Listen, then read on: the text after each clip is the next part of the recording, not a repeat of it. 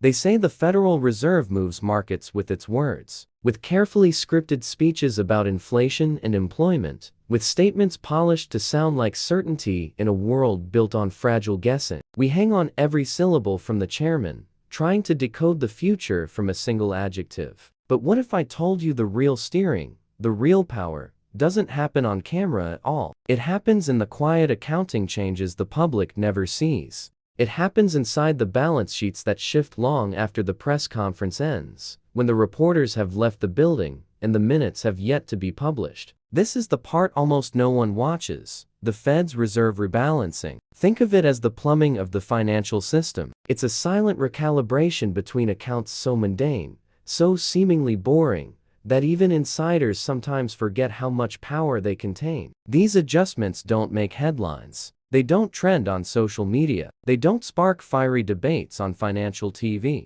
And yet, they decide which banks breathe easily tomorrow morning, and which ones wake up feeling the system tighten around them like a vice. This isn't about grand policy announcements. It's about the subtle, almost invisible movement of liquidity that dictates the weather in the markets. Behind the Federal Reserve's polished exterior, its marble hallways, its soft-spoken certainty lies a complex network that shifts with every Treasury cash movement, every overnight repo decision, every single drain or injection of money routed through what looks like simple arithmetic on an internal ledger. But nothing is simple here. $1 billion drained from reserves at the wrong moment can feel like a whisper that becomes a tremor across the entire banking system. $1 billion added unexpectedly can feel like a steadying hand placed gently on the system's shoulder, a quiet signal telling it not to panic. And in the gaps between those shifts, price movements that no analyst can explain start to form. You see it all the time. A sudden dip in the stock market for no apparent reason. A strange spike in a bond yield that defies the current narrative. Traders call these things anomalies. Economists dismiss them as market noise.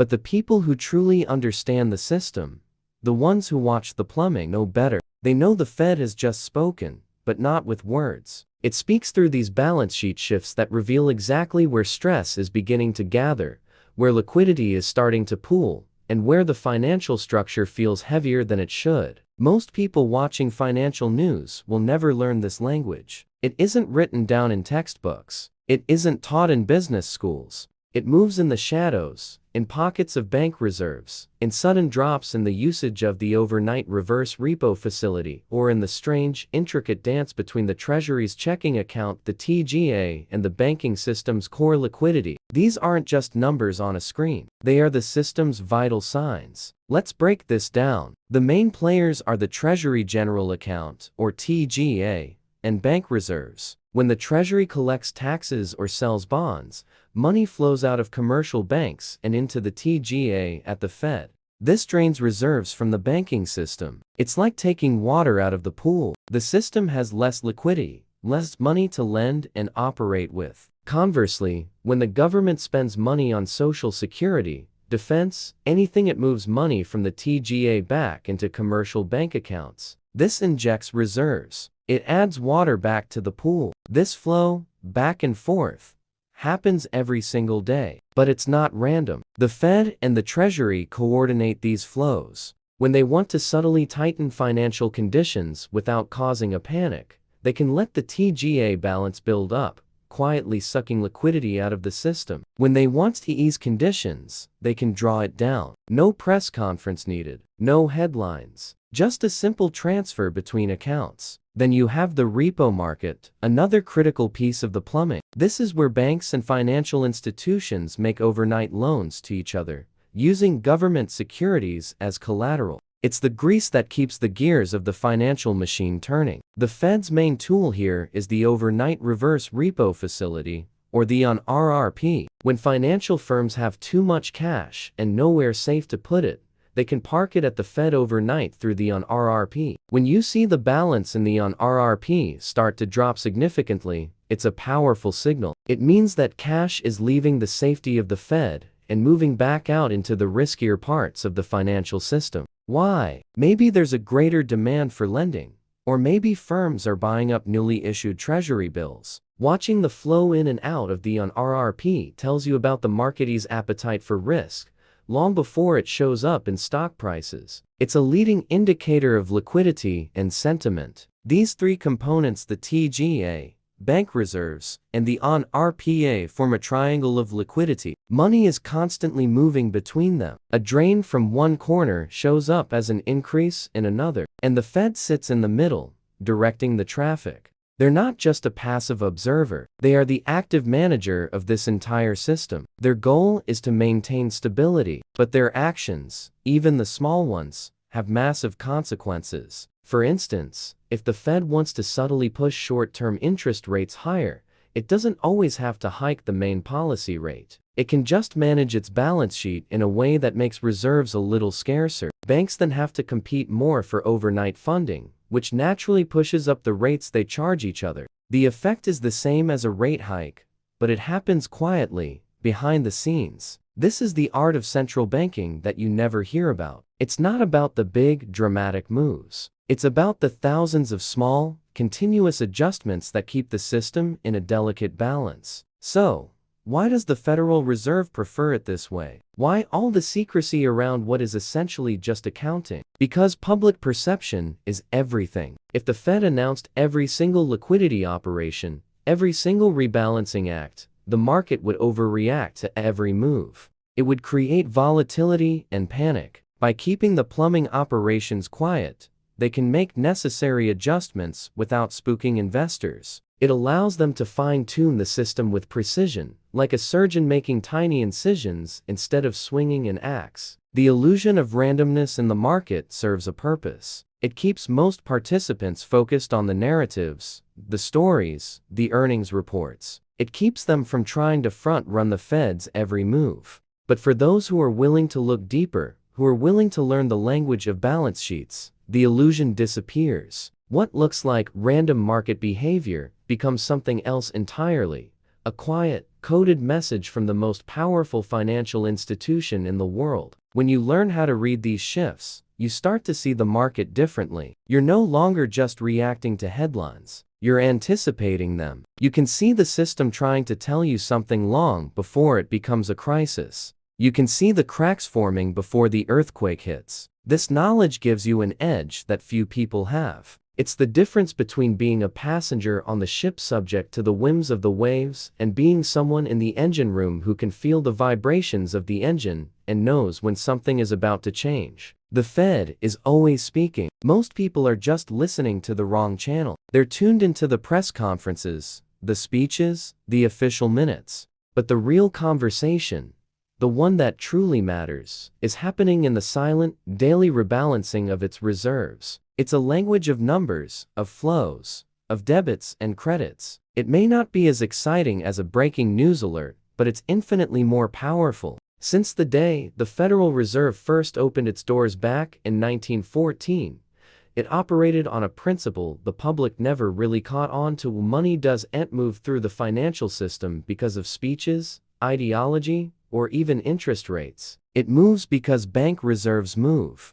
and whoever controls those reserves controls the very pulse of the entire banking system. In the early decades, this wasn't some hidden secret. It was just something nobody paid attention to. Banks held reserves in cash in their vaults and as balances at the Fed. The central bank's job seemed pretty straightforward, almost clerical. They'd adjust the discount rate, buy or sell a few government bonds, and the financial world would fall in line. But underneath that simple facade was a much deeper reality. Every single transaction the Fed made, whether buying or selling, was fundamentally rearranging the distribution of reserves among all the banks. It was strengthening some, weakening others, and shifting liquidity in ways that very few people truly understood. The first real signs of this hidden architecture appeared during the Great Depression. A series of disastrously timed drains of reserves made the wave of bank failures much, much worse. After the fact, policymakers blamed psychology,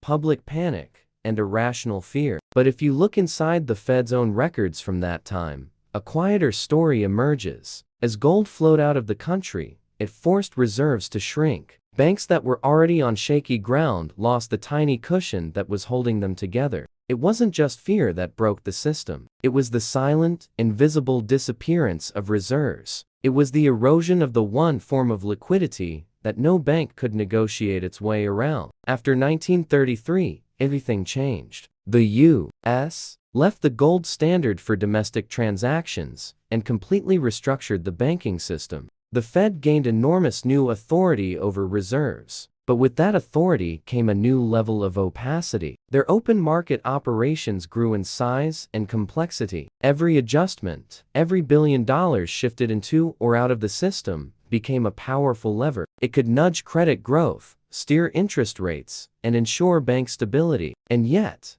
the public story stayed simple. The Fed sets rates, and the economy reacts. What almost no one understood was that the Fed often had to move reserves first, before its rate decisions even meant anything at all. By the 1950s and 60s, managing these reserves had become a quiet art form inside the Federal Reserve. This wasn't a job for the policymakers giving speeches. It was handled by teams of technicians who monitored the daily flows of money between the Treasury's main account, commercial banks, and the Fed's own balance sheet. Think about it. When the Treasury collected taxes, reserves vanished from the banking system. When it spent that money on things like Social Security or defense contracts, reserves reappeared. These swings were massive billions of dollars sloshing in and out of the system in patterns that could tighten or loosen financial conditions, all without a single policy announcement. In its own internal memos, the Fed openly acknowledged this dynamic. Reserves were the bloodstream. Everything else was just narrative.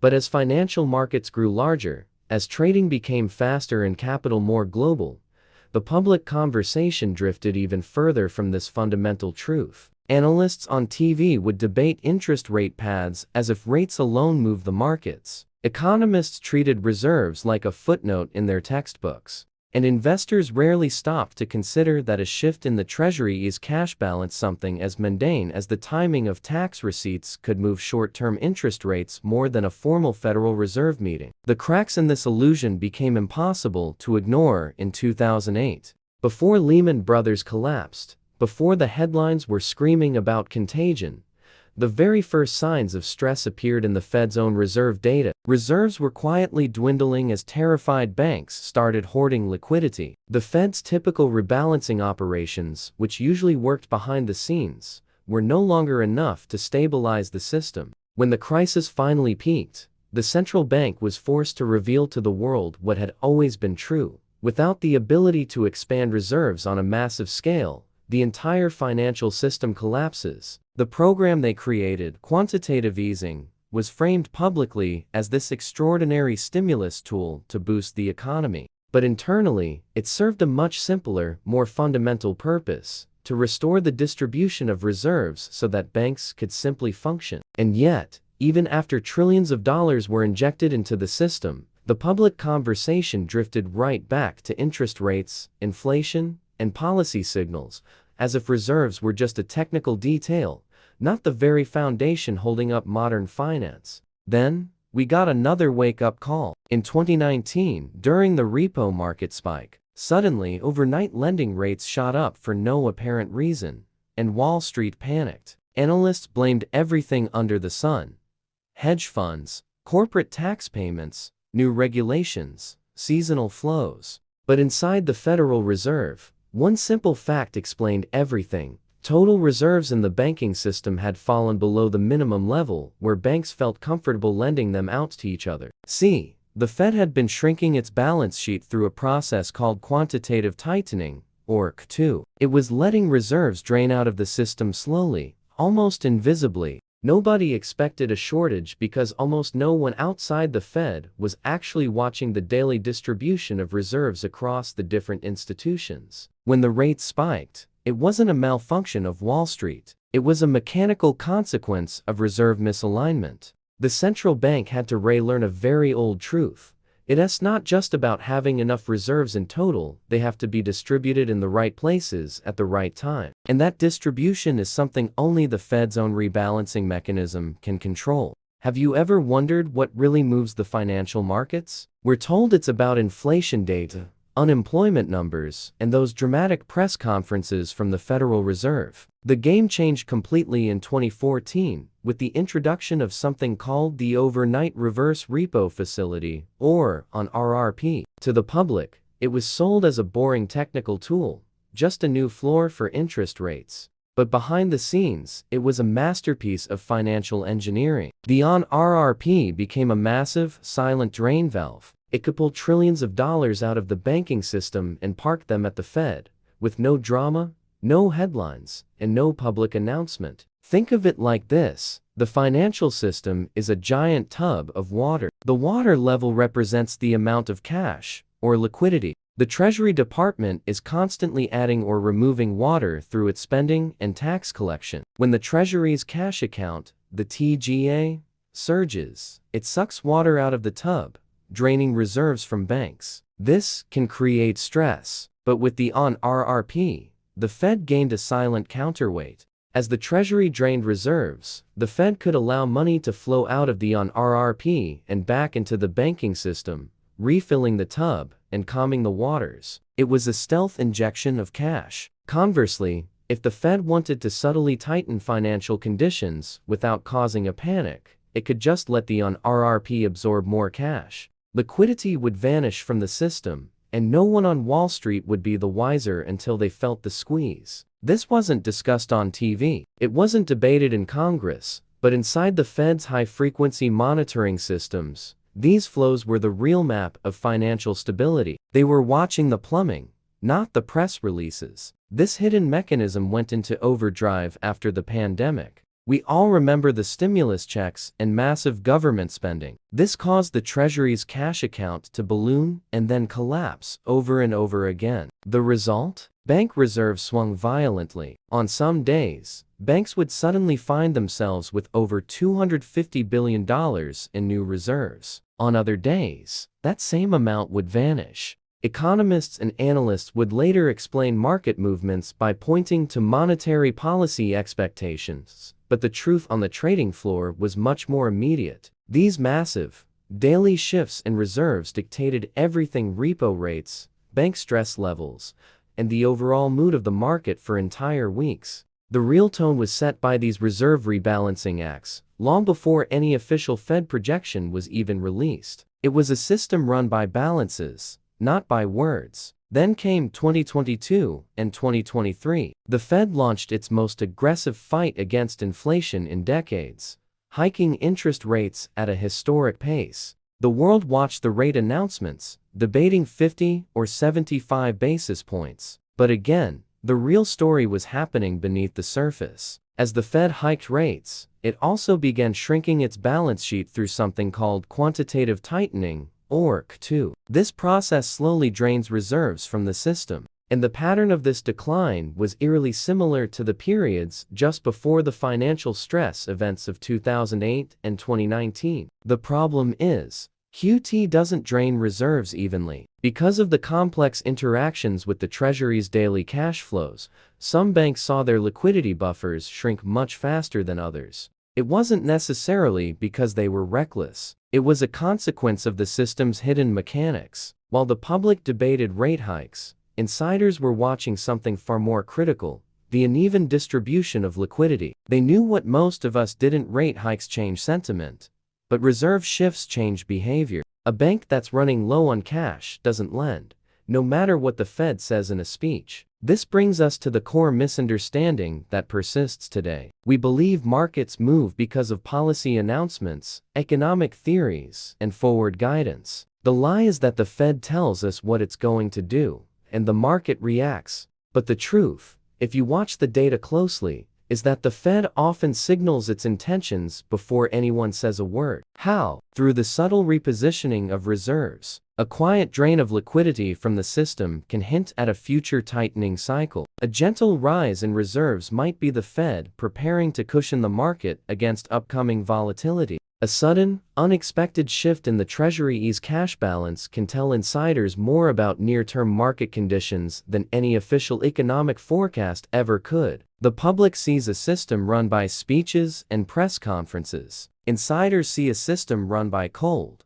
hard numbers on a balance sheet. This gap between the official narrative and the mechanical reality has become more and more visible. Not because the Fed has changed its methods, but because our financial system has become incredibly sensitive to these small shifts in liquidity. Decades ago, a $30 billion move in bank reserves would have been a rounding error, completely unnoticed.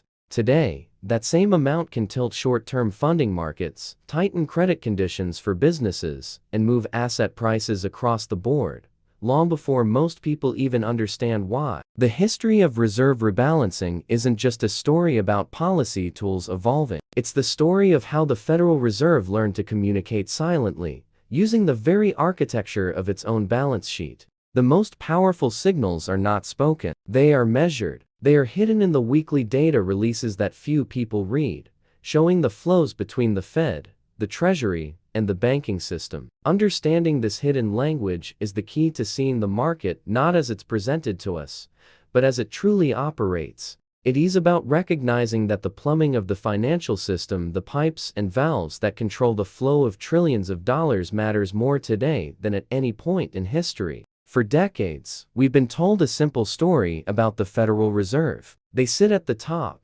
like wizards in a tower, guiding the entire financial system with their decisions on interest rates and their carefully chosen words. Analysts dissect every speech, every press conference, trying to guess their next move. But what if that's not the whole story? What if the real power of the Fed isn't in its words, but in a hidden mechanism that works from the bottom up? This is the part almost no one outside the institution ever sees. The Fed doesn't just react to the market, it mechanically shapes it, often long before any official announcement is made. And the most shocking proof didn't come from a dramatic crisis, but from a quiet, uneventful period that everyone else dismissed as market noise. Here's what was happening. Balances in something called the overnight reverse repo facility, or ON RRP, were slowly falling. At the same time, bank reserves were slowly rising. On the surface, nothing to see here. Economists called it statistical noise. But for those who monitor the deepest plumbing of the financial system, this was a signal. The Fed was quietly easing liquidity conditions, greasing the wheels of the market without adjusting rates or saying a single word. This was the pivot. The moment you realize the Fed has been communicating through flows, not forecasts. It was reserve rebalancing, not forward guidance, that moved first. And once you start digging into this, the world of central banking gets very, very strange. You begin to see a pattern. When the Fed wants to prepare the system for volatility, it doesn't always need to hike rates. Sometimes, it just lets bank reserves slip a little. This subtle squeeze allows banks to feel the edges of financial constraint, a gentle warning shot across the bow. Conversely, when it wants to stabilize markets ahead of a stressful event like the end of a quarter, tax season, or a tense debt ceiling debate, it lets reserves quietly build up. This is often done by reducing the use of that ON RRP facility, creating a financial cushion without ever having to publicly admit it. Now, the idea that the Fed manipulates liquidity isn't new. Everyone knows that's their job. The real twist is that these subtle movements aren't just random adjustments. They are intentional signals, embedded directly into the architecture of the financial system. They are the true language of the Fed, written not in speeches, but on its own balance sheet. Once you see this, the illusion that markets hang on every word from the Fed chairman simply dissolves. But this is where it gets unsettling. What happens when this hidden language misfires? There have been moments when the Fed tried to rebalance reserves, only to watch that liquidity flow in completely unintended ways. It might tighten conditions in one corner of the system while accidentally easing them in another. In those moments, the entire idea of policy control starts to look shaky. Think about it. If the Fed can only control the total amount of liquidity, but not precisely where it ends up, then the system is far more fragile than the polished official narrative suggests. We saw this happen once when reserves unexpectedly pooled at large institutions that didn't need them for day-to-day transactions. On paper, the system looked perfectly liquid, but in reality, the regional banks that desperately needed those reserves were left high and dry. The market felt the stress long before any official statement came out. Funding spreads, the cost for banks to borrow from each other, started to twitch. Trading behavior shifted. There was nothing in the news headlines to explain it, but deep within the system's plumbing, the pipes were already starting to clog. This revealed the second, more dangerous truth. Reserve rebalancing isn't just a tool, it's a fault line, a crack in the foundation that can spread silently. Once you accept that these quiet reserve shifts often happen before major policy changes, another uncomfortable truth emerges. The insiders, the market participants who obsessively track these flows, the ones watching ON RRP balances, Treasury account swings, and intraday reserve movements, they often know the Fed's next move before the speeches are even written. Why? Because the central bank has to prepare the plumbing before it can change the water pressure. A surprise rate hike without first adjusting reserves would risk a financial shock, an accidental tightening that could break something. A dovish pivot without ensuring there's enough reserve capacity risks sparking uncontrollable volatility. So, the Fed moves first in silence. It clears space in the system, softens the sharp edges, and redirects liquidity into the channels that need to hold firm under pressure. Only then, after the stage is set behind the curtain, do the officials walk out and deliver their lines. The twist isn't that the Fed is predictable. It's that its predictability is encoded in its balance sheet, hidden in plain sight for anyone who knows where to look. But the deepest twist is this: in our modern financial world, this silent reserve rebalancing is becoming the Fed's primary tool. The old levers of interest rates are no longer enough on their own. We live in an era of massive government debt, extreme sensitivity to liquidity, and a financial system that's less flexible than it used to be. In this new world, the central bank relies more and more on these subtle, behind-the-scenes redistributions of reserves just to maintain basic stability. The public debates inflation and where interest rates will peak. But inside the quiet machinery of the system, the real work is happening. In columns of numbers most investors never even see. Reserves shift, markets move, and only then do the experts come on TV to create a narrative explaining what already happened. The Fed isn't just reacting to economic conditions, it is actively engineering them, silently, through the mechanism hidden beneath every headline. You were never supposed to see this part, because once you do, the entire story of how markets work changes forever. Monetary policy becomes less about words and more about architecture. Market moves become less mysterious and more mechanical. And in that moment, the Federal Reserve's true power becomes crystal clear. It's not the authority to speak from a podium, but the ability to reshape the very foundation of the financial world while everyone else is still looking up, listening to the ceiling. From the outside, the Federal Reserve's balance sheet looks like a boring accounting document. Lines go up, lines go down. But what if I told you this wasn't just accounting? What if this was the central nervous system of the entire global financial system? A mechanism so sensitive that the Fed watches it with the same intensity a hospital monitors a patient in the ICU. Every single day, the financial system's stability is determined not by speeches or theories, but by the mechanical flow of money between three key accounts: bank reserves, the Treasury's checking account, and a facility called the overnight reverse repo. Think of them as three pressure valves. The way they interact determines whether the market feels stable, strained, or on the verge of collapse. To understand how this works, you have to accept a strange truth. The money in the system isn't spread out evenly, and it doesn't automatically go where it's needed most. The Fed has to constantly nudge it, drain it, inject it, and redirect it. If they don't, the whole structure drifts out of balance, and that drift can turn into a crisis faster than any policymaker can react. Let's start with the first valve, the Treasury General Account, or TGA. This is literally the U.S. government's checking account, held at the Fed. When the Treasury collects taxes, money drains from commercial banks and flows into the TGA. When the government spends money,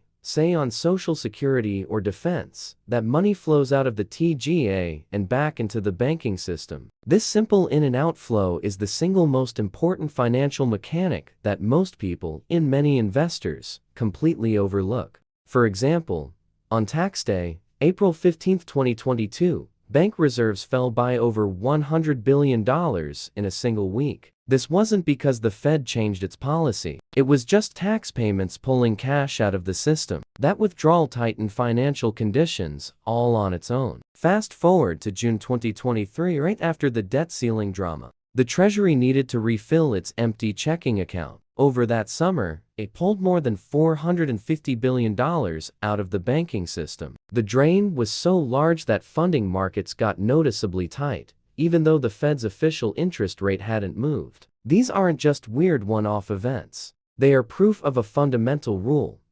Every dollar the Treasury moves directly impacts the amount of cash in the banking system, and that cash is what allows the market to breathe. Now, let's look at the second valve. The overnight reverse repo facility, or ON RRP. This thing exploded in size starting in 2021, eventually holding a staggering $2.5 trillion. The official story was that this facility helped keep interest rates from falling too low. And while that's true, it was the least important part of its job. The ON RRP really became a giant shock absorber. When there was too much cash sloshing around, money market funds would park it at the ON RRP, keeping it out of the banking system. But when banks needed more liquidity, money would naturally flow out of the ON RRP and back into bank reserves, all without the Fed having to do a thing. In 2023, as the Treasury was sucking all that cash out of the system to refill its account, the ON RRP silently released over $1.3 trillion back into the market. This was a massive, hidden liquidity injection that prevented bank reserves from collapsing. There were no press conferences about it, no speeches explaining this giant shift. But inside the Fed, they saw the drop in the ON RRP as the critical stabilizing force that kept the financial system from breaking under the strain. The system was absorbing pressure through a hidden, mechanical pathway. The third major force is quantitative tightening, or QT. This is when the Fed shrinks its balance sheet by letting its bonds mature without reinvesting the proceeds. When this happens, bank reserves are supposed to go down. Between 2022 and mid-2024, QT removed over $1.6 trillion in securities from the Fed's balance sheet, which should have drained hundreds of billions from reserves. But reserves didn't fall as sharply as you'd expect. Why? Because the money flowing out of the ON RRP offset a huge part of the drain from QT. This interplay is one of the most misunderstood mechanics in finance today. QT doesn't just tighten liquidity in a simple way. It forces the system to make a choice. Do we drain cash from the banks, or do we drain it from the ON RRP first? In 2023, the system chose to drain the ON RRP. This was a powerful signal. It meant that banks really needed to hold on to their reserves, more than money market funds needed a place to park their cash. That preference, visible only if you watched both sets of data, told the Fed exactly how far they could push QT before hitting a danger zone of reserve scarcity. While the public was listening to the Fed's words, the financial system itself was steering the Fed through the silent language of the balance sheet. To really see this in action, you can't just look at the total amount of reserves. You have to look at how they're distributed. Back in March 2020, reserves surged to over $3 trillion, which saved the system from seizing up. By late 2021, they hit $4 trillion. But the total number can be misleading. What really matters is where that money is. Some big banks might be sitting on huge piles of cash they don't need, while other, smaller banks are operating right on the edge. When reserves are concentrated in just a few places, the high overall number hides the underlying fragility. The Fed knows this. They are in constant communication with banks, studying their exact liquidity levels. In late 2022, when QT was happening at the same time the Treasury was pulling cash into its TGA, certain banks started feeling the squeeze. Their reserve levels were getting thin, even though the system as a whole looked fine. The Fed saw the early warning signs: tiny movements in overnight interest rates, shifts in borrowing patterns, and certain institutions suddenly needing to borrow cash when they normally wouldn't. These weren't random market glitches. They were symptoms of an imbalance. This is why the Fed can't just randomly inject or drain money. It has to engineer the right sequence of flows. If they know the Treasury is about to collect a mountain of taxes, they anticipate the drain on reserves. If the government is about to unleash a wave of spending, they anticipate the inflow. And when these flows threaten to overwhelm the system, they rely on the ON RRP to act as that stabilizer. You can often see it in the data. A $50 or $100 billion drop in the ON RRP often happens right when the Treasury is pulling cash out of the banks. This is not a coincidence. It is the system's pressure equalizing itself through its internal valves. When the ON RRP shrinks, banks get liquidity automatically. When it expands, they lose it. The modern financial system has become a self-adjusting machine, constantly rebalancing itself through these hidden channels. The Fed doesn't have to intervene with old-school tools as often because this internal ecosystem does much of the work for them, as long as the valves are working correctly. It's a silent, mechanical, and incredibly powerful process that shapes our financial reality every single day. But what happens when the plumbing of the financial system breaks? In September 2019, we got a terrifying glimpse. The Fed's reserves, the lifeblood of the banking system, fell to about $1.4 trillion. Now, that sounds like a lot, right? Historically, it was more than enough. But one morning, without warning, a crucial lending market called the repo market went haywire. Rates spiked from 2% to nearly 10%. There was no big crisis, no speculation, no market manipulation. The problem was much scarier.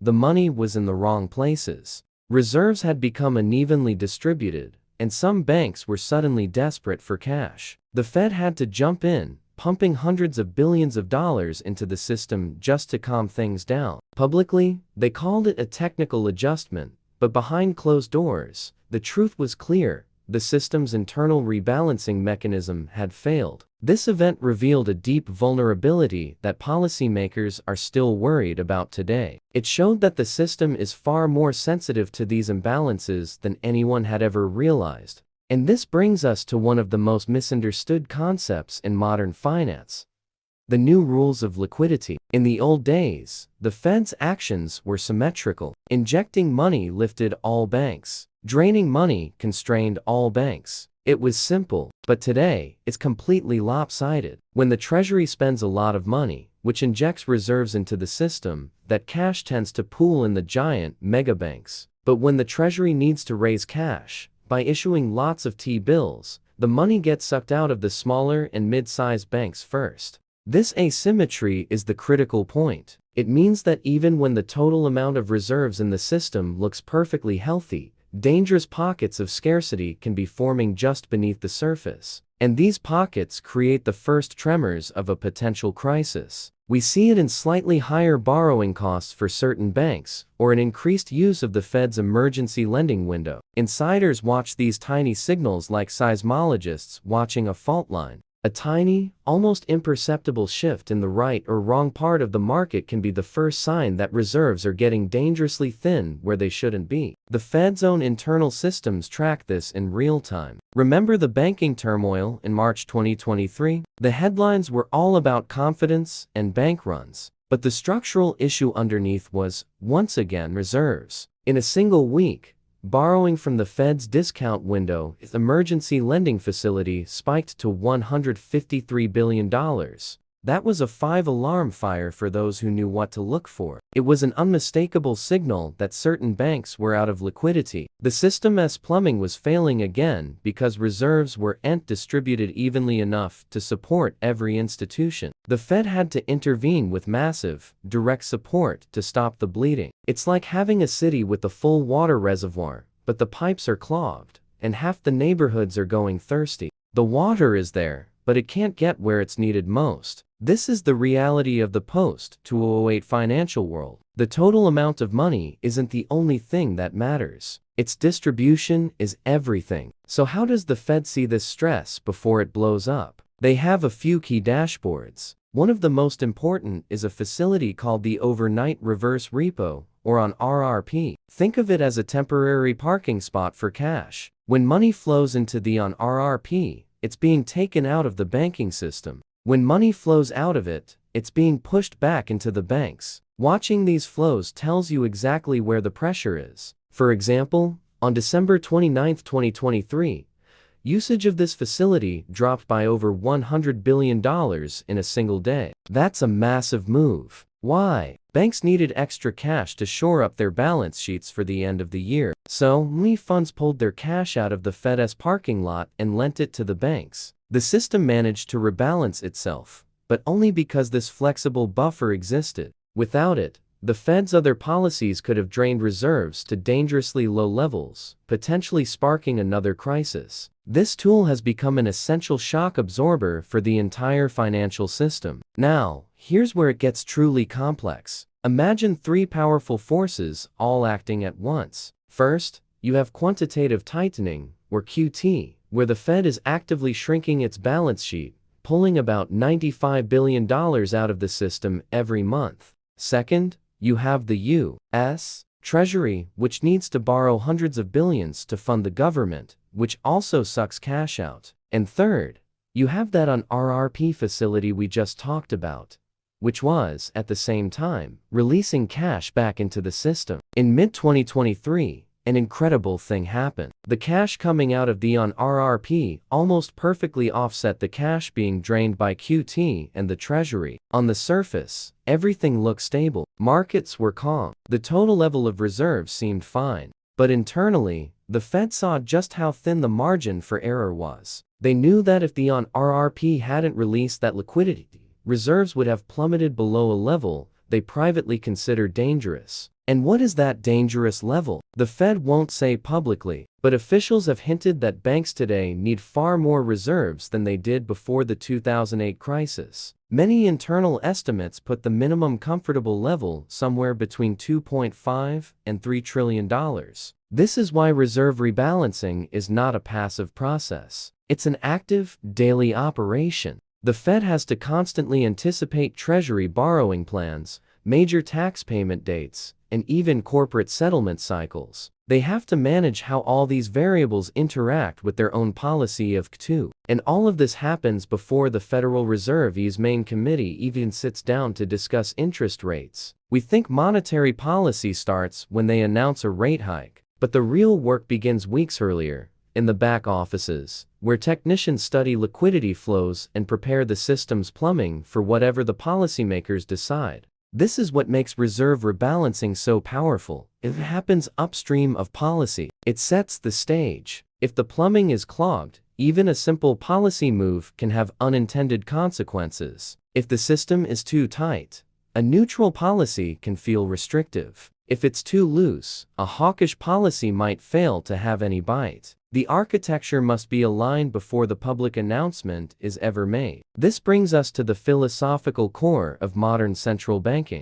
The Fed isn't just guiding the economy with ideas or signals. It's guiding it with flows of actual money. A quarter-point rate hike is a message, but a $50 billion adjustment in reserves is a physical change that forces banks, traders, and investors to react. They don't respond to theory. They respond to liquidity. This is why the Fed's internal teams create high-frequency liquidity heat maps, monitoring the system not monthly or weekly, but daily. And it is why the most sophisticated traders on Wall Street track this reserve data with the same intensity as the central bank itself. If you understand reserve rebalancing, you can see the financial system's future before it becomes a headline. You can see the stresses building long before the public even knows there's a problem. And perhaps the most profound implication of all is this: in a world where the distribution of reserves is the foundation of financial stability, the Fed cannot afford to lose control,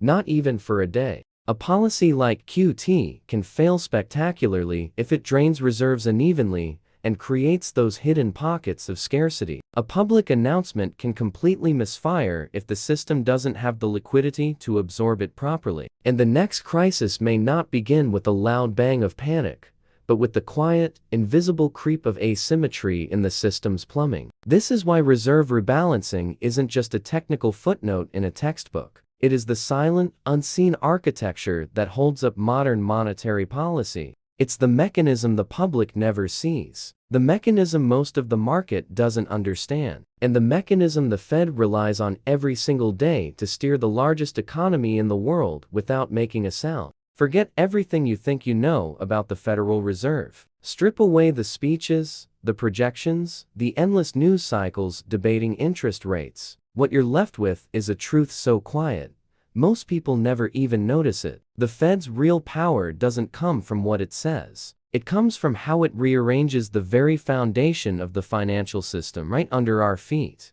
This isn't some technical detail for economists. It's the silent architecture of stability itself. It's the invisible choreography that decides which banks stand strong and which ones start to tremble, which markets stay liquid, and which ones begin to crack. And the most unsettling part, this all happens long before the public, or even most of Wall Street, realizes what the Fed is actually doing. Think about terms you might have seen flash across a screen: ON RRP, the Treasury General Account, or TGA, and bank reserves. These aren't just random letters or boring accounting entries. They are messages. They are the system adjusting itself, guided by a central bank that can't afford to speak plainly about how fragile the whole structure really is. Why the secrecy? Because if people truly understood how tight the margins can get, how narrow the escape routes sometimes are, and how easily a pool of money can flow to the wrong place at the wrong time, confidence would evaporate faster than liquidity itself. The entire system is built on the belief that it's stable, and the Fed's job is to maintain that belief, even when reality gets a little shaky. And right now, the system is whispering a warning. This silent rebalancing of reserves is becoming more critical than ever. The architecture is carrying more weight today. We have a mountain of government debt, a massive demand for safe assets, and a system so interconnected that the smallest shifts in liquidity can send shockwaves everywhere, instantly. In a world this fragile, the Fed's quiet balance sheet adjustments carry more weight than any forecast ever could. The real danger isn't that the Fed will lose credibility with its words. The danger is that the numbers on its balance sheet will reveal a problem before the official story is ready to explain it. A sudden, sharp drop in the ON RRP facility, an unexpected spike in the Treasury's cash balance, a slow, unnoticed drain of reserves from the very banks that can least afford to lose them. These are the small cracks that appear before the earthquake. They're not loud, they're not dramatic, but they are unmistakable to anyone who has learned to see the system the way the Fed sees it, as a machine of flows and balances. It's ironic, isn't it? The more important this underlying reality becomes, the more the public discussion focuses on the surface level stuff. Analysts talk about inflation, recessions, wage growth, and yes, those things matter. But they are all downstream from something much deeper. Upstream, there's a giant reservoir of reserves. This reservoir determines how easily the entire financial machine can function. Imagine a system with plenty of well-distributed reserves. It's like calm, deep water, smooth, predictable, stable. Now, imagine a system where those reserves are thinning out or getting stuck in the wrong places. It's like a drumskin being pulled tighter and tighter. Small taps suddenly echo loudly. Minor stresses become major events. The Fed, whether it admits it or not,